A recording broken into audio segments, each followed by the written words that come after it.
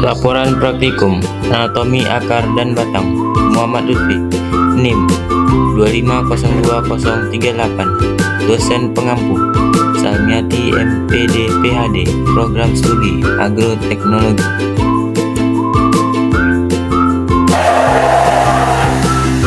Latar belakang. Anatomi akar merupakan bagian penting dalam memahami fungsi fisiologis tumbuhan, terutama dalam proses penyerapan air dan unsur hara. Struktur anatomi akar terdiri atas epidermis, korteks, endodermis, dan silinder pusat yang berperan dalam mengatur aliran air dan mineral menuju bagian atas tanaman. Variasi struktur jaringan akar dapat mempengaruhi kemampuan adaptasi tanaman terhadap kondisi lingkungan seperti kekeringan atau salinitasi. Sehingga pemahaman anatomi akar menjadi dasar penting dalam bidang fisiologi dan agronomi tanaman. Sementara itu, anatomi batang berperan dalam memahami bagaimana sistem vaskular tumbuhan mendukung transportasi air dan hasil fotosintesis dari akar ke daun, serta sebaliknya. Terdapat batang terdiri atas jaringan epidermis, korteks, dan stili, yang di dalamnya terdapat xilem dan phloem. Perbedaan susunan jaringan pengangkut pada tumbuhan monokotil dan dikotil menjadi ciri khas penting dalam identifikasi anatomi batang dan menentukan mekanisme transportasi zat dalam tubuh tanaman.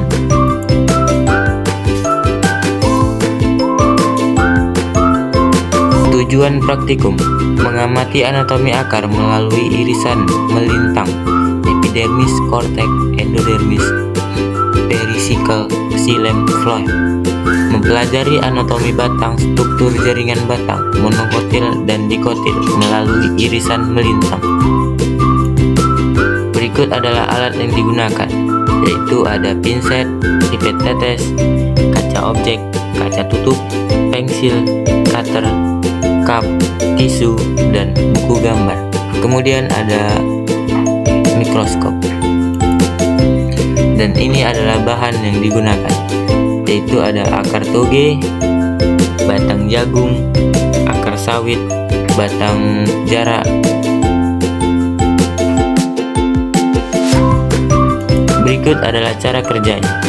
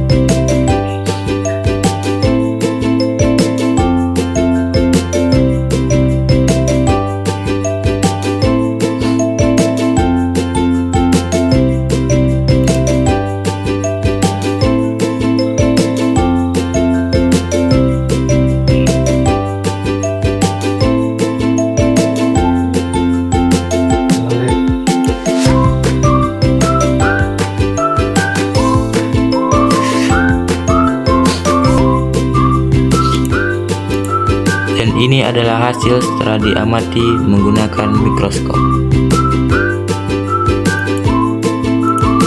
Pembahasan. Batang jagung termasuk batang monokotil yang memiliki struktur sederhana tanpa kambium sejati.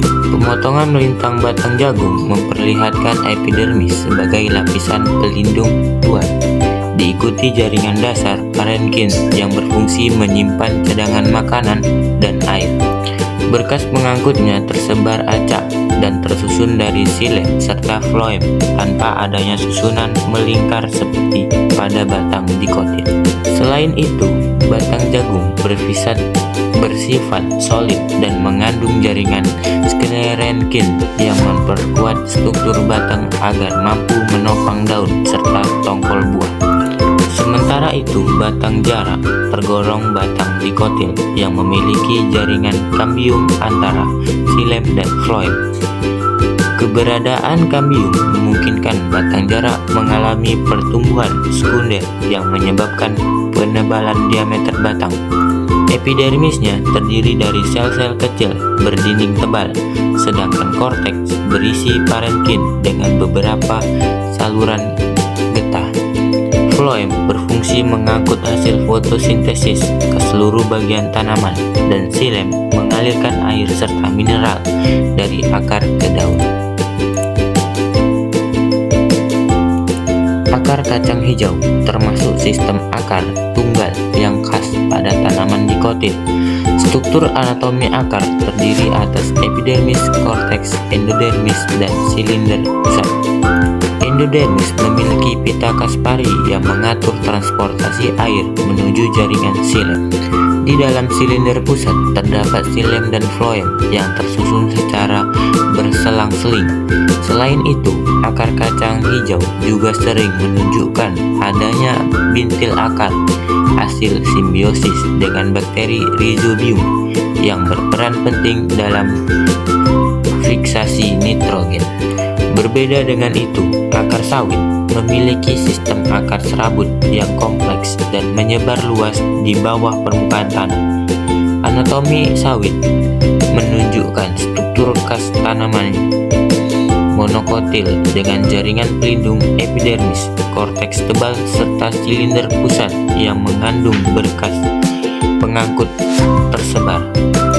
Fungsi utama akar sawit adalah menyerap air dan unsur hara dari tanah serta menopang batang yang besar dan berat.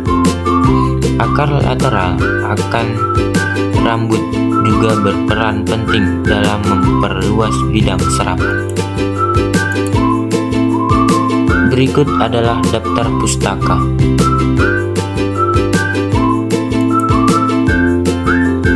Terima kasih.